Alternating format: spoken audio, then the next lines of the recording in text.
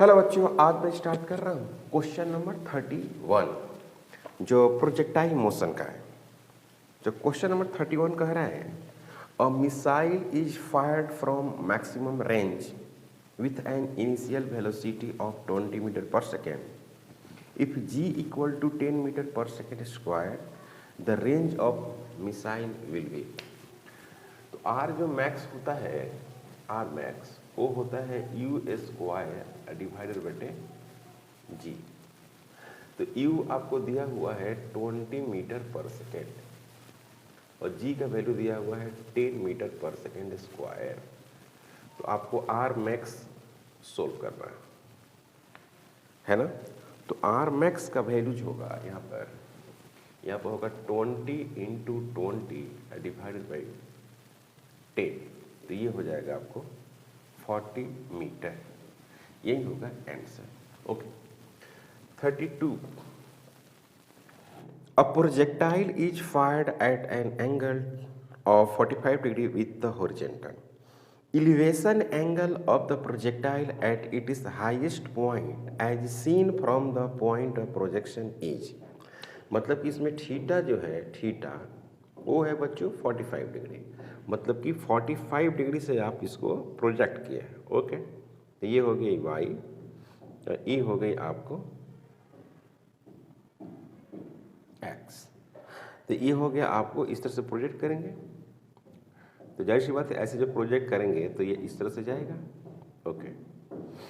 ये यू से प्रोजेक्ट किए और ये हो गया थीटा। ओके। आपको ये मैक्सिमम हाइट हो गया तो आपको सीधे यहाँ से इस पॉइंट पर ये मैक्सिमम हाइट है, ये वाला एंगल आपको निकालना है। ये होगा एंगल ऑफ एलिवेशन बोलते हैं इसको। तो ये पूरा क्या है, ये एच मैक्स है बिल्कुल। और ई वाला क्या है, ये आर बटे 2 होगा, रेंज का हाफ होगा। होगा कि नहीं होगा। तो आपको ये लिखा जाए कि एच मैक्स होता क्या है। तो एच मैक्स जो होता है वो होता है you square sine square theta divided बटे 2g। और यहाँ से ये वाला जो डिस्टेंस है ये इसको हम डिस्टेंस d मान लेते हैं और d कितना है r बटे 2 है। तो ये होता है you square sine 2 theta divided बटे g। तो 2 लटका देते हैं।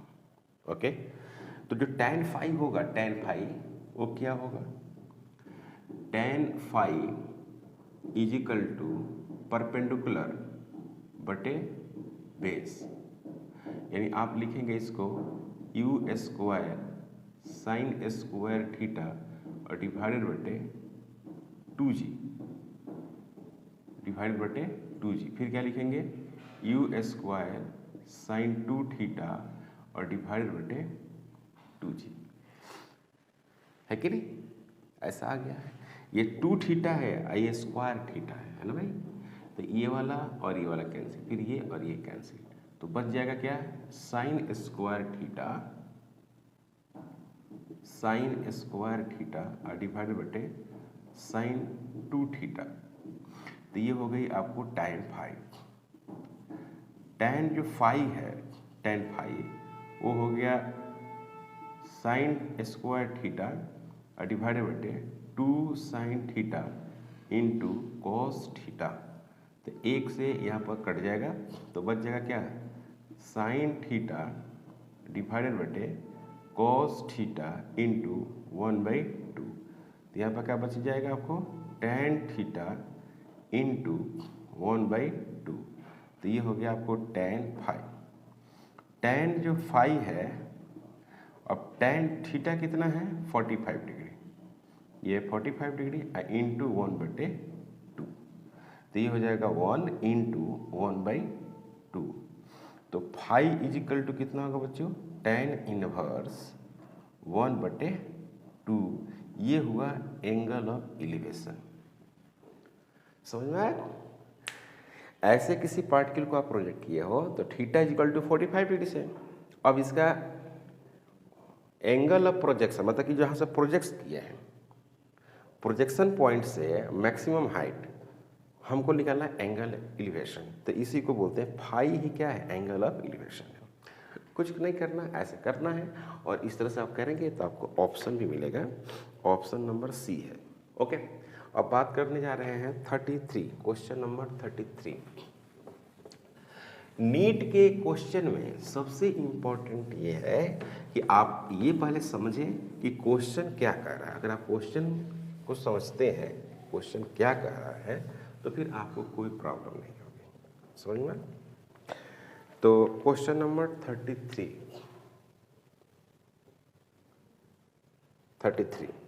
The speed of a projectile at its maximum height is half of its initial speed. The speed of projectile at its maximum height is half of its initial speed. The angle of projection is. Okay, तो simple है, पहले सवाल समझते हैं। ये हो गया y, ये हो गया क्या बच्चों x, और इस तरह से आप किसी पार्टिकल को प्रोजेक्ट किए हैं u से,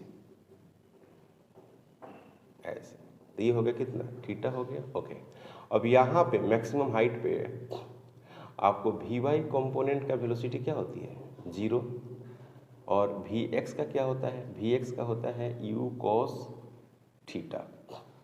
इधर जो है uy है, इधर क्या है आपको ux है। तो यहाँ पर हो गया मैक्सिमम हाइट ऑफ वेलोसिटी, यही हो गया u और cos थीटा को। ठीक है, अब अकॉर्डिंग टू क्वेश्चन, क्वेश्चन के अकॉर्डिंग क्या कहा बच्चों, क्वेश्चन के अकॉर्डिंग कहा है कि Vx जो है वो u/2 है, हाफ है। तो यहाँ पर क्या लिखेंगे, u/2 is equal to u into cos theta. अब इससे ये कैंसिल हो जाएगा तो मिलेगा 1/2 is equal to cos theta. तो कॉस थीटा मतलब कि cos 60 degree is equal to cos theta, ऐसे लिख सकते हैं। तो थीटा इज इक्वल टू कितना हो गया, 60 डिग्री। अगर 60 डिग्री से आप फेंकते हैं तो इनिशियल वेलोसिटी के हाफ हो जाएगा, कहाँ पे, हाईएस्ट पॉइंट पे। समझे इस बात को? ओके, अब है क्वेश्चन नंबर 34। तो 34 नंबर जो क्वेश्चन है वो बहुत ही इंपॉर्टेंट क्वेश्चन है। ऐसा क्वेश्चन कई बार आपको आईआईटी में भी पूछा है, लेकिन इम्पॉर्टेंट तो है लेकिन कठिन नहीं है अगर आप सवाल को समझते हैं तब। कह रहा है कि a particle of mass small m is projected with velocity v making an angle of 45 degree with the horizontal. Full stop. When the particle lands on the level ground, the magnitude of the change in its momentum will be. कोई particle है, उसका initial जो velocity है वो v दिया हुआ है, okay, और उसका मास m दिया हुआ है। क्लियर है? ये हो गया y और ये हो गया बच्चों x, और आप किसी पार्टिकल को आप ऐसे प्रोजेक्ट किए, ठीक है, उसका इनिशियल वेलोसिटी कितना लिए आप v लिए, थीटा ले लिए 45 डिग्री। तो यहाँ पर क्या है, थीटा है 45 डिग्री, मास जो है आपको m है, इनिशियल वेलोसिटी जो है वो क्या है, v है। ओके, तो यहाँ पे जब इसको प्रोजेक्ट करेंगे तो आपको एक वेलोसिटी मिलेगा इधर v cos थीटा, इधर जो मिलेगा क्या मिलेगा, v sin थीटा, और मास m है। ओके, यहाँ पर मास m है, और इस तरह से प्रोजेक्ट कर दिए और यहाँ पर आके ये गिर गई। तो आपको पता है कि जितना स्पीड से प्रोजेक्ट करते हैं उतना ही स्पीड से ये आती भी है। ये भी हो गया। ओके, तो अब देखिए ये अगर थीटा है तो ये भी कितना होगा बच्चों, थीटा होगा। समझे बात को? अब ये देखो, ये लाइन और ये लाइन है ना, सेम है, तो देखिए ये लाइन ये भी हो जाएगा थीटा। समझ में आया? तो फिर इसका कंपोनेंट टूटेगा, इसका कंपोनेंट टूटेगा v cos थीटा, इसका कंपोनेंट टूटेगा v sin थीटा। समझे बात को? तो p इनिशियल क्या हुआ, एक तो जगह a है, एक जगह क्या है बच्चों, b, यहाँ पर गिर रही है, यहाँ से प्रोजेक्ट किए और गिर कहाँ गई, b पे। तो कह रहा है कि आपको यहाँ का और यहाँ का मोमेंटम पहले निकाल लीजिए और उसका चेंज कैलकुलेट करिए, चेंज में मैग्नीट्यूड। समझे बात को? तो काफ़ी सिंपल है ना, कठिन नहीं है, काफ़ी सिंपल है। तो सबसे पहले बात, टोटल मोमेंटम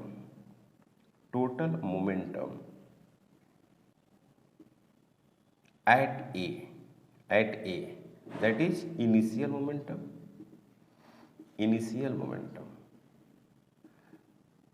तो कैसे लिखोगे बच्चों? पी इनिशियल वेक्टर क्वांटिटी है बिल्कुल, यहाँ पर लिखेंगे क्या, एम लिखेंगे और भी इनिशियल लिख देंगे, यही हुआ ना इसका मतलब। तो एम हुआ और भी इनिशियल। अभी सिर्फ एक्स एक्सिस में नहीं ना है, ये तो भाई प्रोजेक्टाइल है, तो यहाँ पर लिखेंगे भी कॉस थीटा और वेक्टर मोमेंटम है आई प्लस भी साइन थीटा और क्या लिखेंगे बच्चों, जे के। और फिर लिखते हैं क्या, ये पी हो गया इनिशियल, ओके। और total momentum at B, total momentum at B that is final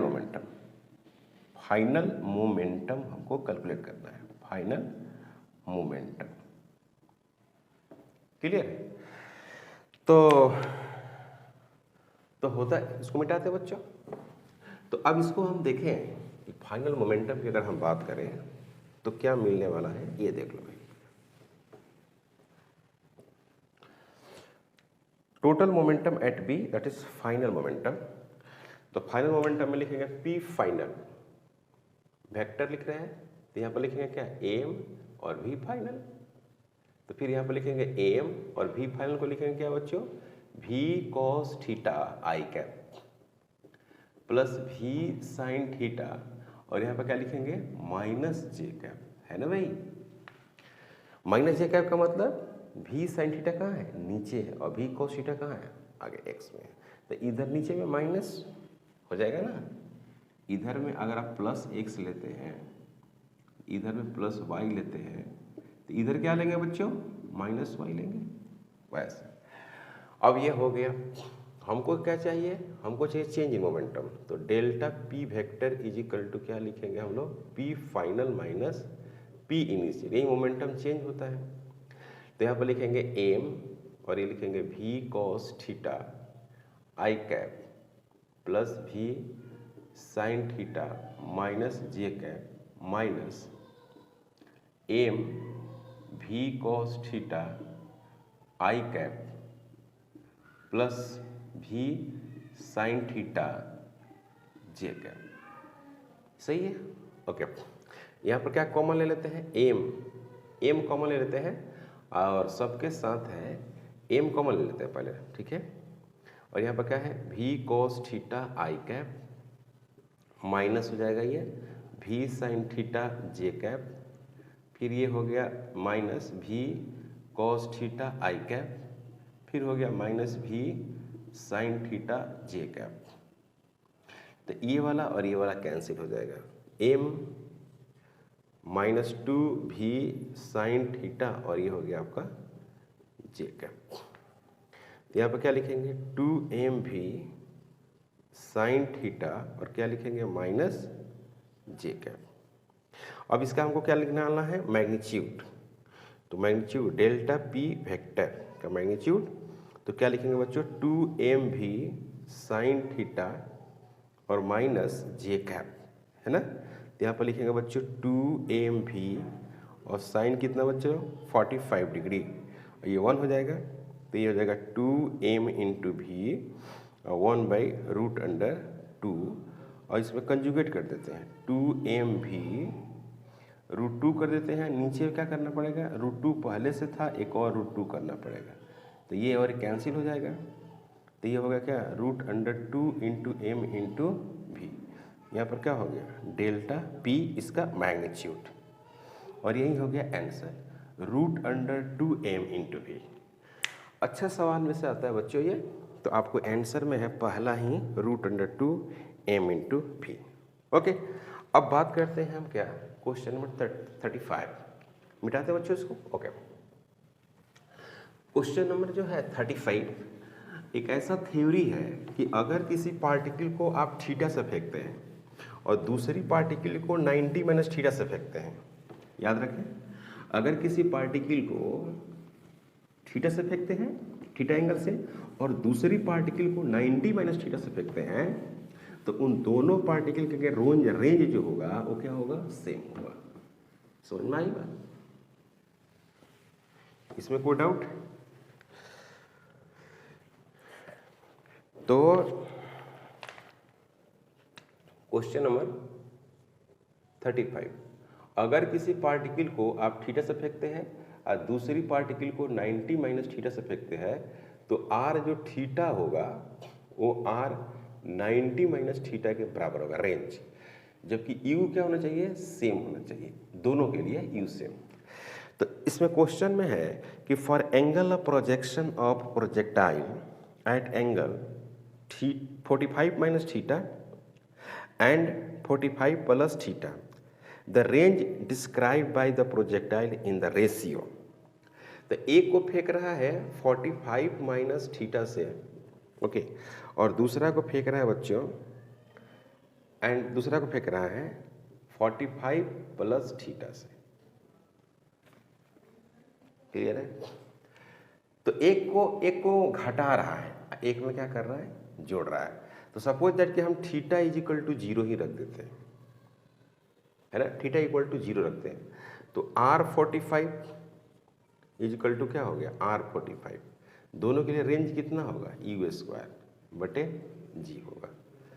तो इस कंडीशन में अगर आप चेक करेंगे तो कई तरीके से चेक कर सकते हैं। पहले इसके लिए चेक कर लीजिए, आप मान लीजिए कि R45 माइनस थीटा के लिए रेंज निकालना चाहते हैं, तो क्या लिखिएगा फॉर्मूला, यू स्क्वायर साइन 2 और थीटा की जगह पर क्या लिखना है बच्चों, 45 माइनस थीटा, 45 माइनस थीटा लिखना, ओके, और डिवाइडेड बटे क्या लिखेंगे, बटे आपको लिखना होगा जी। इसको सोल्व करेगा तो क्या मिलेगा, यू स्क्वायर और क्या मिलेगा बच्चों, 90 माइनस 2 थीटा, 90 माइनस 2 थीटा और डिवाइडेड बटे जी। इसको सोल्व करेंगे ना तो ऐसे मिलेगा, यू स्क्वायर कॉस 2 थीटा और डिवाइडेड बटे जी। ये रेंज हुआ, रेंज किसके लिए हुआ, 45 माइनस थीटा के लिए हुआ। यू स्क्वायर कॉस 2 थीटा, चूंकि साइन 90 माइनस जो थीटा होता है बच्चों, साइन 90 प्लस माइनस थीटा होता है कॉस थीटा, उसी का मैंने इस्तेमाल किया है। नो डाउट नहीं। अब हम बात करते हैं किसका, R45 प्लस थीटा, तो ये कितना हो जाएगा, u square sine 2 45 plus theta और डिवाइडेड बटे कितना, जी। तो R is equal to 45 plus theta is equal to u square और लिखेंगे बच्चों क्या, साइन 90 प्लस 2 थीटा और डिवाइडेड बटे जी। तो यहाँ लिखेंगे बच्चों यू स्क्वायर, इसको फिर फार्मूला बन गया ये, तो कॉस 2 थीटा, चूंकि थीटा की जगह पर 2 थीटा है तो यहाँ पर हो गया जी।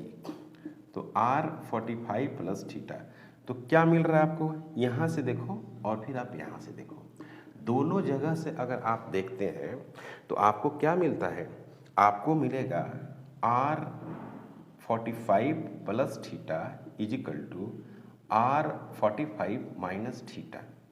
दोनों कंडीशन में आपको रेंज सेम मिल रहा है, तो रेंज सेम होगा। तो अब सवाल ये था कि R45 प्लस थीटा डिवाइडेड बटे R45 माइनस थीटा का रेशियो कितना होगा, तो 1:1, यानी रेशियो में हम बात करें तो 1:1 हो जाएगा, है कि नहीं, ये सही है। और एक थ्योरी भी याद रखना होगा, है ना, अगर मान लीजिए थीटा बराबर 30 रखते हैं तो R30 और R60 का बराबर होगा, है ना, ऐसा बहुत क्वेश्चन पूछता है। और ये थ्योरी है, कॉमन थ्योरी है, अगर आप कहीं भी पढ़ते हैं तो आपको ऐसी बातें बताई जाती है, आप गांव में पढ़ें या शहर में पढ़ें या बड़े बड़े कोचिंग में पढ़ें, ये कॉमन चीज़ है, कॉमन बातें हैं। और नीट का जो क्वेश्चन होता है वो कॉमन होता है, बहुत सिंपल होता है। नीट क्वालिफाई करने के लिए सबसे पहला काम है कि आपको टोटल सिलेबस पढ़ना है। अगर आप टोटल सिलेबस नहीं पढ़ते हैं तो नीट नहीं होगा, एकदम होगा ही नहीं, क्योंकि स्कोर बहुत हाई जा रहा है ना। तो इसीलिए टोटल सिलेबस पढ़िए, रिवीजन करिए मल्टीपल टाइम्स और सारे फार्मूला को याद रखिए और क्वेश्चन का प्रैक्टिस करिए। छोटे छोटे क्वेश्चन को, बड़े बड़े क्वेश्चन की कोई ज़रूरत नहीं है, तो आपका नीट आसानी से होगा, इसमें कोई डाउट नहीं है। अब question number 36, a particle A is dropped from a height and another particle B is projected in a horizontal direction with speed of 5 metre per second from the same height, then correct statement is, correct statement क्या होगा उसका, ठीक है। तो देखिए भाई, अगर ये भी थ्योरी है, कह रहा है कि किसी पार्टिकल को आप h हाइट से प्रोजेक्ट किए, h हाइट से एक पार्टिकल को आपने क्या किया है, सिंपली ड्रॉप किया है इसे। सिंपली ड्रॉप का मतलब होता है u0, इसका नाम है इस पार्टिकल का 1। एक पार्टिकल को आपने सिंपली क्या किया है कि इधर की तरफ फेंका है ना, इस पार्टिकल का किया जाए आपने फेंका, कितना से 5 मीटर पर सेकेंड से, ओके। इस पार्टिकल का नाम 2 है। अगर मैं फर्स्ट पार्टिकल की बात करूं तो कैसे लिखेंगे बच्चों, y is equal to you y t है ना, plus 1/2 a y into t square. तो नीचे में क्या होगा, माइनस एच होगा, ये 0 इनिशियली, 1/2 जी इंटू नेगेटिव जी इंटू T1 का स्क्वायर। इसको सोल्व करेंगे बच्चों तो क्या मिलेगा, T1 is equal to √2h divided by G. अगर आप इसे सोल्व करते हैं तो T1 इज इक्वल टू इतना मिल रहा है, ओके। अब मान लीजिए कि सेकंड के लिए हम बात करें, सेकंड एक और बात, इसका अगर हम स्पीड लिखें तो क्या लिखेंगे, v का square is equal to 0 plus 2g और h। तो इसका v जो होगा ग्राउंड पे वो कितना होगा, 2gh होगा, ये भी होगा, है ना, इसको भी लिख सकते हैं ऐसा। अगर सेकेंड पार्टिकल के लिए अगर आप बात करें तो क्या लिखेंगे, y is equal to you y t plus 1/2 a y into t square. याद रखें ये माइनस होगा, नीचे कवर कर रहा है तो ये माइनस होगा। ये भी क्या होगा बच्चों, माइनस 2 बार होगा तो प्लस हो जाएगा, और जी माइनस होगा और एच भी माइनस होगा तो प्लस हो जाएगा, इसीलिए मैंने इसको प्लस लिखा है, ओके। अब यहाँ देखिए तो यहाँ पर क्या है कि ई क्या है, यू एक्स न है, यू वाई तो है नहीं, तो यू वाई यहाँ पर भी 0 है, 1/2 है, माइनस जी है इंटू T2 का स्क्वायर है। जब आप इसको सोल्व करेंगे तो आपको मिलेगा √2h डिवाइडेड बाई जी, को डाउट। तो देखो भाई, यहाँ का टाइम देखो और यहाँ का टाइम देखो, दोनों का टाइम क्या बचा रहा, 6 सेम आ रहा है। तो T1 इज इक्वल टू क्या आ रहा है बच्चों, T2 आ रहा है, पहली बात। दूसरी बात कि वी वाई का square is equal to you Y का square plus 2ay into Y. तो यहाँ पर क्या है कि ये v का स्क्वायर हो जाएगा, इसका इनिशियली वेलोसिटी x में है, y में 0 है, प्लस 2 माइनस जी और माइनस एच, तो 2gh। तो v is equal to √2gh। तो इसको हम मान लेते हैं v1 और इसको मान लेते हैं v2। और देखिए v1 बराबर भी v2 है। अब ऑप्शन के हिसाब से हम लोग चेक करेंगे, और यह एक थ्योरी है, महज एक थ्योरी है, ओके। ऑप्शन ए में कह रहा है कि particle A will reach at ground first with respect to the B. बिल्कुल गलत बात है, दोनों सेम टाइम पर आ रही है। बी ऑप्शन में है particle B will reach at ground first with respect to particle A, ये भी गलत है, ओके। सी में है both particle will reach the ground simultaneously, सही है। Both particle will reach the ground with the same speed, ये भी सही है। बोथ जो पार्टिकल्स है will reach at ground with the same speed, मतलब कि सेम स्पीड से, है ना, दोनों आएंगे, दोनों का स्पीड क्या होगा, सेम होगा, ठीक है। तो ऑप्शन नंबर क्या होगा, डी, इसका डी ऑप्शन होगा, ओके। मिटाते हैं इसको बच्चों, ये थ्योरी वाला क्वेश्चन था, एकदम थ्योरी था क्वेश्चन। इसके टाइम भी सेम होंगे और इसके स्पीड भी सेम होंगे।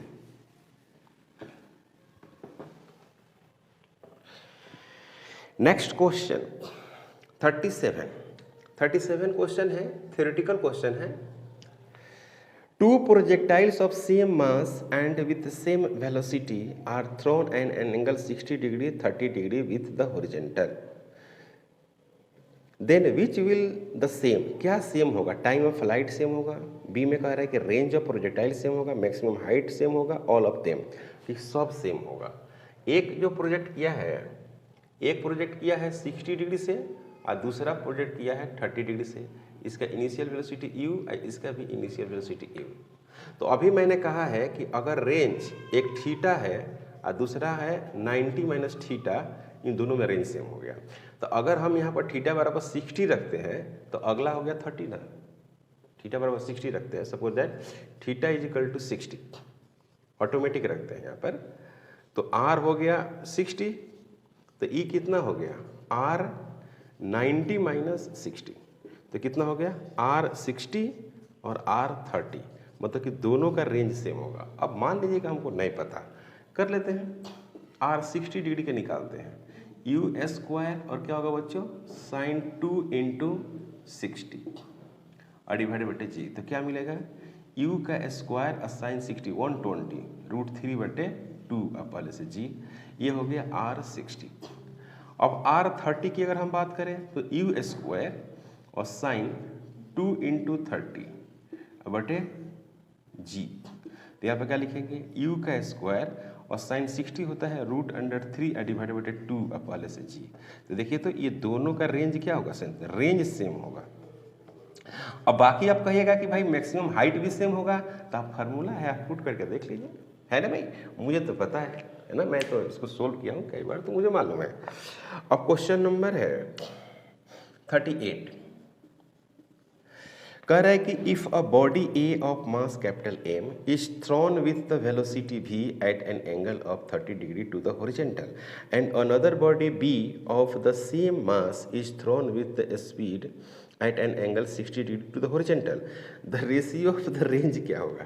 तो वही सवाल है भाई, मतलब कि R30 निकालना है आपको, तो R30 बराबर क्या होगा U स्क्वायर और साइन 2 इंटू कितना 30 डिवाइडेड बटे जी, तो R जो 30 हुआ वो कितना हुआ U स्क्वायर डिवाइडेड बटे 2G √3 बटे 2G, है ना, तो R कितना हो गया 60, तो यहाँ पर लिखेंगे U स्क्वायर और साइन 2 इंटू 60 डिग्री और डिवाइडेड बटे जी, इसको सोल्व करेंगे तो क्या आएगा बच्चों U स्क्वायर √3 डिवाइडेड बटे 2G, तो ये हो गया R 60।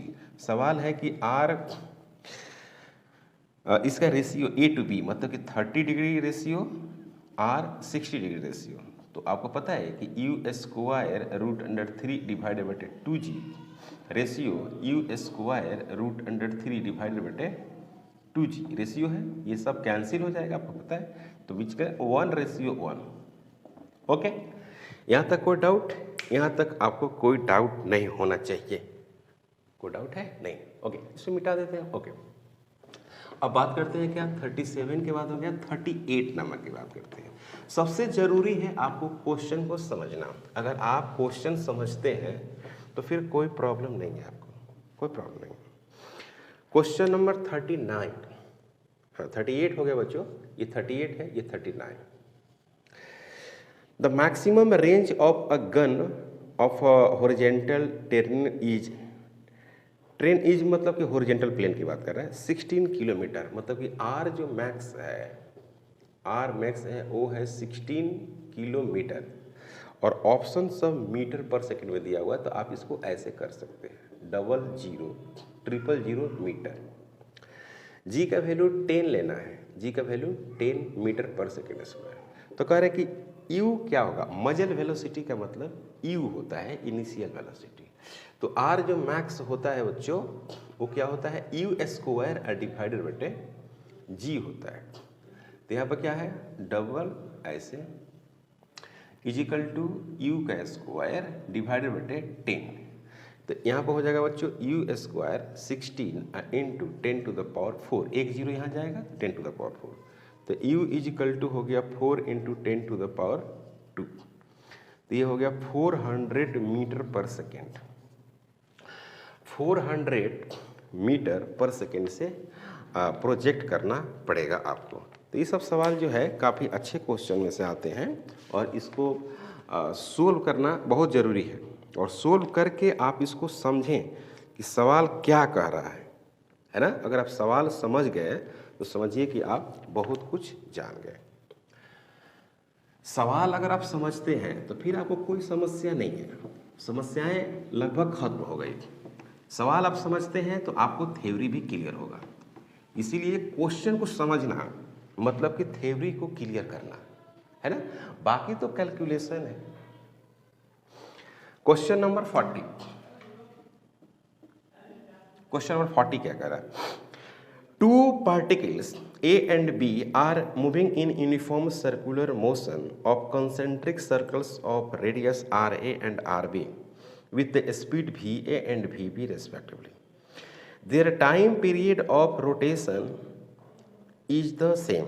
Okay, the ratio of angular speed A to that of B will be, ठीक है, इस तरह से सर्कल है, एक सर्कल ये हो गया और एक सर्कल ये हो गया, इसका नाम है B, इसका नाम है A, ये हो गया बच्चों RA और ये हो गया आपको RB, ठीक है। इसका वेलोसिटी है VB, इसका वेलोसिटी है VA, ऐसा है। कह रहा है कि जो टाइम पीरियड है बच्चों TA और TB दोनों क्या है, सेम है। तो T बराबर क्या लिखेंगे, 2 पाई बटे ओमेगा A लिखेंगे और फिर यहाँ पर भी लिखेंगे क्या, 2 पाई, काफ़ी आसान है, 2 पाई डिवाइडेड बटे ओमेगा B, ऐसे। यही ना हुआ, 2 पाई एंगल ये भी कवर करेगा एक रिवोल्यूशन में, ये भी करेगा, तो यहीं से निपट दिया इसको। तो इसको क्या कर देंगे, हमको क्या निकालना था, ओमेगा A ओमेगा B दोनों बराबर हो गया ना। हमको निकालना है the ratio of angular speed, हाँ एंगुलर स्पीड।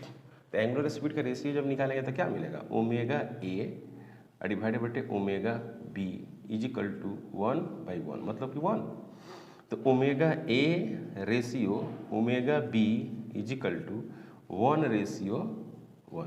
बहुत सारे बच्चे हैं ना VR लगेंगे करने, यहाँ पर लिखेंगे क्या, 2 पाई RA डिवाइडेड बटे VA, कुछ ऐसा लिखेंगे, TA के बदले 2 पाई RA और VB, ठीक, इतना लिखेंगे।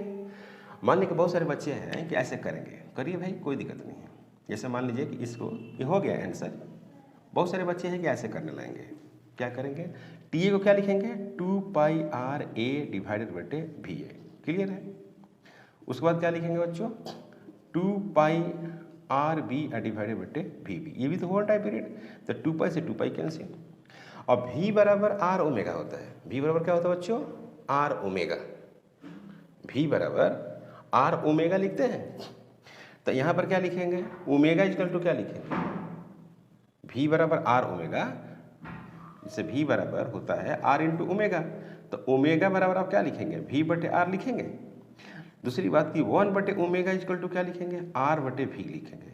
तो इसको वैसा ही लिखना है, देखो RA बटे VA, तो यहाँ पर क्या लिखेंगे, 1 बटे ओमेगा A, और यहाँ पर क्या हो गया, 1 बटे ओमेगा B हो गया। या ऐसे लिख सकते हैं, ओमेगा A ओमेगा B। तो आप कैसे भी बनाओगे ना तो घूम फिर के वहीं पर आओगे, समझ गए बात को।